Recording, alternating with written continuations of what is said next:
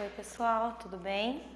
Hoje nós estamos dando continuidade às nossas aulas online, né? Nossas videoaulas. E hoje nós vamos iniciar por história, tá? Essa aula de história a gente vai dar continuidade no capítulo 3, que fala da escrita como fonte histórica. Então, antes da gente iniciar esse subtítulo aí, que está lá na página 36, que foi onde nós paramos, eu vou dar só uma recordada com vocês de como se deu esse processo de escrita e de comunicação, tá? Quando a gente fala da escrita, né, como uma fonte histórica, a gente tem que pensar quais foram o caminho que se fez para chegar até aqui, né? Nas páginas anteriores, nós falamos sobre as escritas antigas, que elas eram feitas por símbolos, né? Pelos sumérios, pelos egípcios, e só posteriormente que veio a ter esse alfabeto que nós temos hoje, onde cada letra representa um som, tem uma fonética e que juntando as letras formam-se as palavras, tá bom? Então, assim, a professora colocou para vocês um resumão na lousa, tá? Peço que vocês, por favor, coloquem no caderno de vocês, está por tópicos, para facilitar o estudo de vocês, tudo bem? Essas páginas que eu vou passar, capítulo 3 e capítulo 4, já foram para vocês naquele material de estudos, né? Logo que nós entramos na quarentena. Então, a partir de agora, né, esses 2 capítulos de história, de geografia, o que nós vamos fazer? Nós vamos recordar, tá bom? Então, vamos lá. Depois vocês vão fazer os exercícios tranquilamente, não tá nada difícil. Lembrando que os vídeos vocês têm a possibilidade de vê-los quantas vezes forem necessário. Depois o colégio vai oferecer pra gente um canal, né, uma abertura para que a gente possa realizar tirar as dúvidas de vocês, para que o aprendizado seja mais eficaz, tá bom? Então, pessoal, desde o surgimento da humanidade, houve a necessidade de comunicação. E como que se deu essa comunicação? Ela se deu de várias formas diferentes, né? A princípio era gestual, depois verbal, tinham as pinturas rupestres, né? Na comunicação verbal, aí que foram surgindo as línguas, e só posteriormente que veio a escrita, né? E eles sentiram a necessidade de ter esses registros escritos justamente como fonte de pesquisas e de arquivar realmente documentos daquela era, né? Então, a escrita facilitou a permanência dos registros e sua difusão de forma mais eficaz. O que quer dizer essa difusão de forma mais eficaz? É porque os registros, né, daquela época, conforme eles foram sendo realizados, ficaram para a posteridade, para a gente. Então, muito do que a gente sabe hoje sobre civilizações antigas é porque a gente tem os registros, tá? Como fonte histórica, tá bom? A escrita, ela foi criada mais ou menos 3.300 anos antes de Cristo. Foram criadas pelos sumérios as primeiras formas de escrita, chamada de cuneiforme. A escrita dos sumérios, pessoal, elas eram realizadas por símbolos, né? Esses símbolos, cada símbolo tinha um significado, significava uma palavra, e chama-se cuneiforme porque eles realizavam esse talhamento desses símbolos em placas de argila. E o material que usava nessas placas de argila para cunhar, para desenhar, escrever, chamava-se cunha, tá? Por isso que chama-se cuneiforme a escrita dos sumérios, tá bom? Os egípcios criaram a hieróglifica, tá? Hierática e demótica. Então, eles criaram 3 sistemas de escrita. Todas elas, pessoal, também eram escritas por desenhos.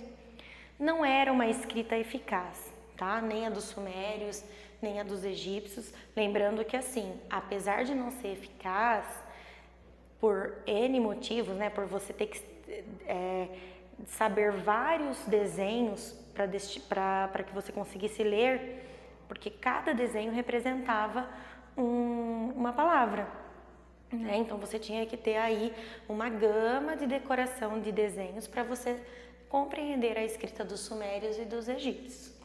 Então ela não era eficaz, né? Não era assim prática, vamos dizer assim, mas foi de extrema importância para a história da humanidade, né? Pensando que foram os primeiros registros escritos de 3.300 anos atrás, tá? A escrita dos sumérios e dos egípcios eram formadas por ideográficos, que são símbolos, né? Então os desenhos, eles são chamados de ideográficos, tanto dos sumérios quanto dos egípcios. Posteriormente, em 1200 a.C., se a gente perceber, foram aí quase 2.000 anos, né, de diferença, na verdade mais de 2.000 anos de diferença para ter essa evolução da escrita. Os fenícios criaram um alfabeto fonético. O que é o fonético? É o som. Então, cada letra, né, eles criaram uma gama de símbolos, não muitos, e cada símbolo desses, que hoje nós conhecemos como letras, por exemplo, eles representavam um som. Então, a junção desses símbolos fonéticos geraram um alfabeto, né, e a junção desses símbolos, eles formavam as palavras. Então, não precisava mais gravar muitas imagens, muitos desenhos para compreender um sistema de escrita de uma civilização como os sumérios, por exemplo. Agora, eles só precisavam misturar as letras, né, com seus sons, e assim eles teriam, compreenderiam a escrita dos fenícios, tá? Mas, novamente falando, percebam que de 3.300 anos antes de Cristo a 1.200 anos antes de Cristo, passaram-se aí 2.000 anos para ter essa evolução na escrita, tá? A escrita possibilitou a comunicação. Novamente falando, quando nós paramos para pensar nos registros históricos, né? A gente tem esses registros de civilizações antigas que facilitam a gente compreender como eles viviam, quais eram os costumes, como as civilizações foram formadas, tá? E também a escrita ela é importante por quê? Porque ela é fonte de pesquisa, né? Novamente falando, o que a gente conhece hoje é porque eles deixaram registrados, né? Todo mundo tinha acesso à escrita, a saber ler e escrever? Não, tá? Eram as pessoas que tinham esse poder, esse domínio da escrita e da leitura, eram pessoas de confiança do governo.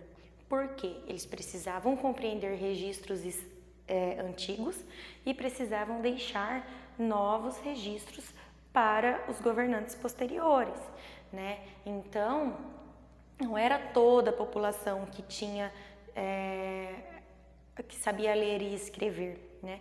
E ao longo da história, gente, até muito recentemente, se a gente pensar que a escrita tem data de 3.300 anos antes de Cristo, né? As primeiras formas de registro, a educação também não foi aberta a todos assim de uma forma muito fácil, né? Ela foi elitizada durante um bom tempo. Só quem tinha dinheiro que poderia ter essas informações, saber ler, saber escrever e assim ter condições melhores de emprego, né? Enfim.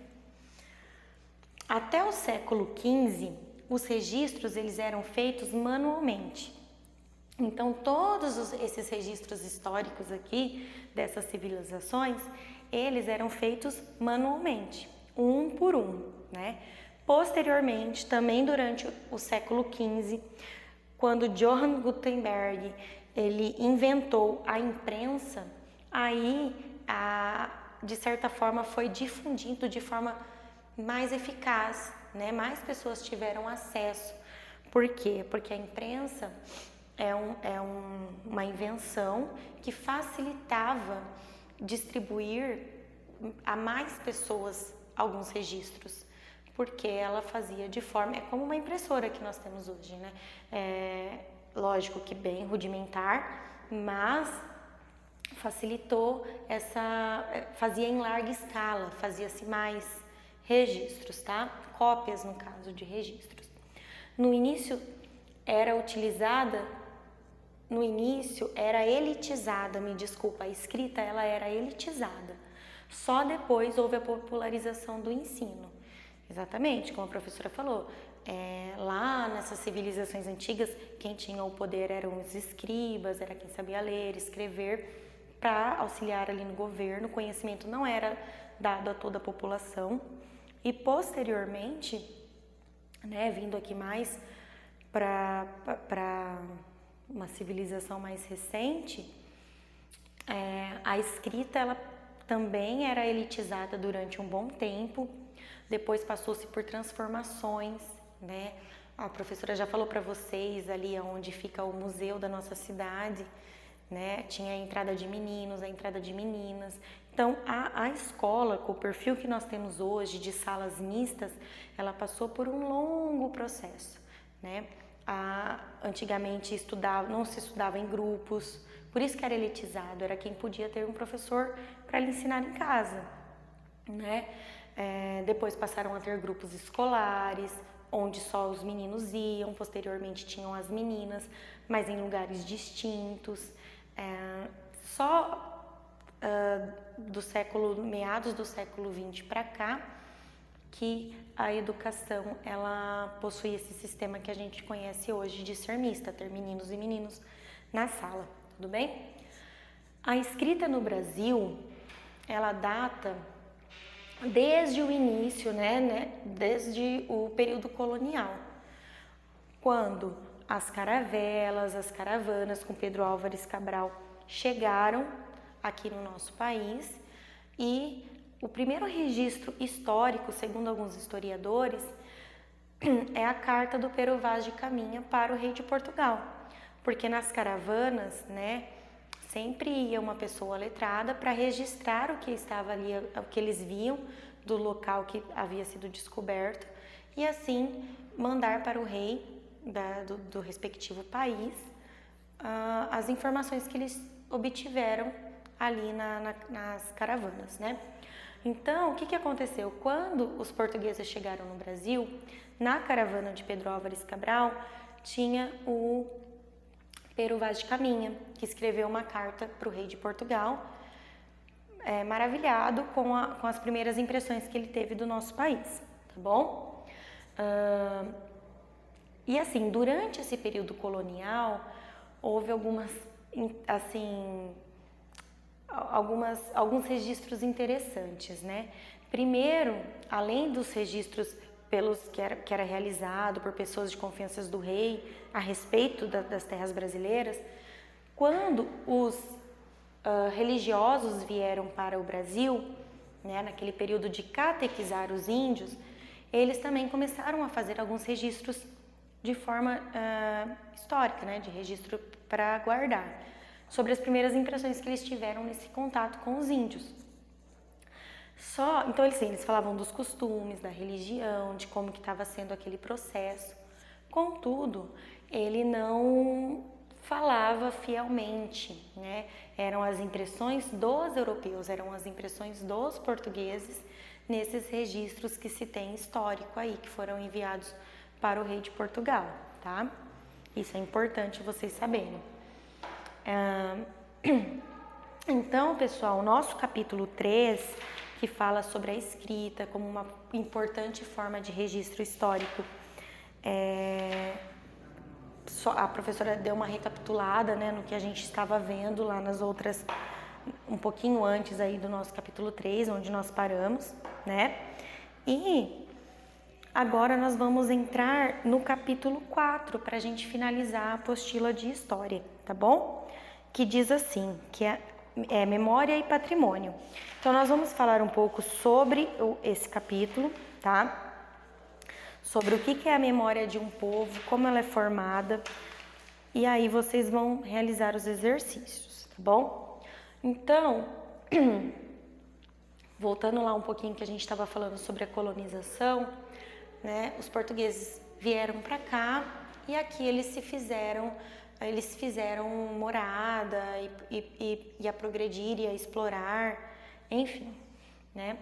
Então, quando a gente fala de memória e patrimônio, a memória, ela pode ser contada, ela pode ser na oralidade, né? A gente até discutiu sobre isso, sobre lendas, por exemplo. As lendas, elas são contadas de geração em geração, né? São registros que não são escritos. A gente tem que pensar que a escrita, a alfabetização, ela é recente, né? Então, muitos dos registros históricos que nós temos é da oralidade. Recente, que eu digo assim, para todos, tá? Porque a gente viu que a escrita ela se dá de 3.300 anos antes de Cristo, tudo bem? Só que na escrita, na alfabetização recente, onde todos têm acesso à educação, nessa popularização do ensino, é recente, tudo bem?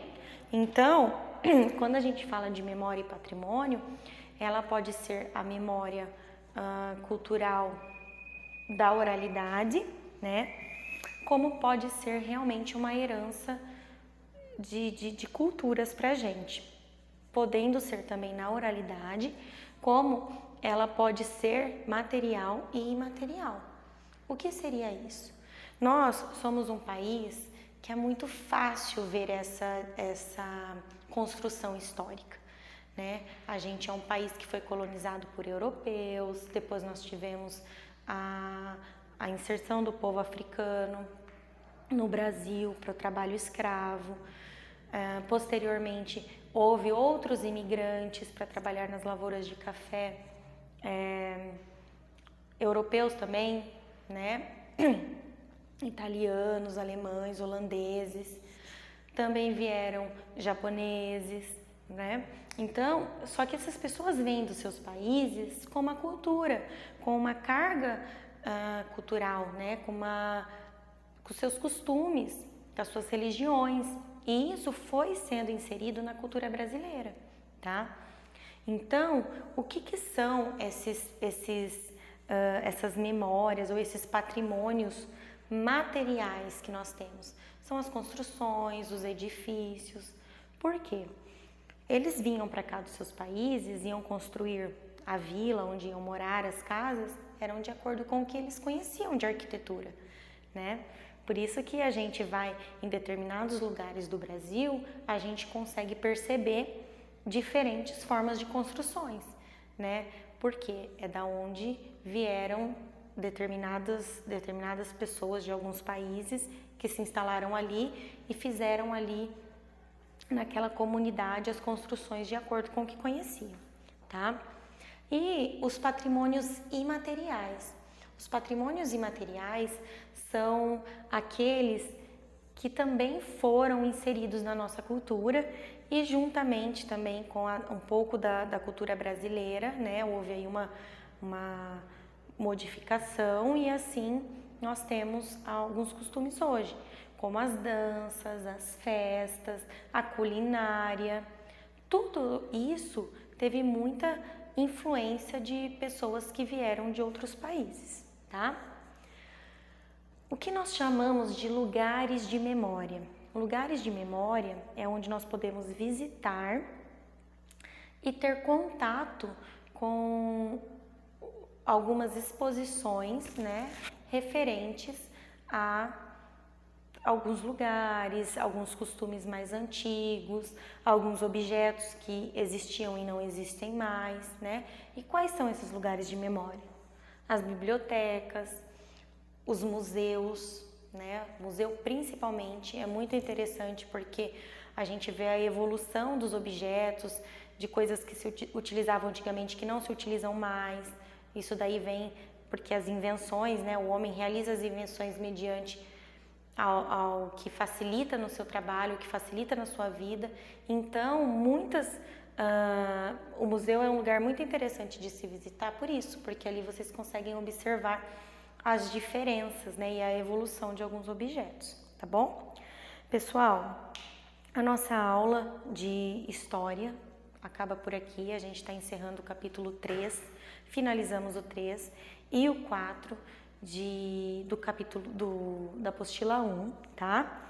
E peço que vocês façam os exercícios. Posteriormente a gente vai ter o nosso canal para que a gente possa tirar as dúvidas. Então anotem se for tendo dúvidas. Se ficou alguma dúvida em relação ao vídeo, tentem voltar. Vocês têm a possibilidade de ver várias vezes. E aí, se ainda assim persistir a dúvida, depois a gente tira sem problema nenhum, tá bom? Então a nossa aula de história se encerra por aqui. Um beijão e até a próxima!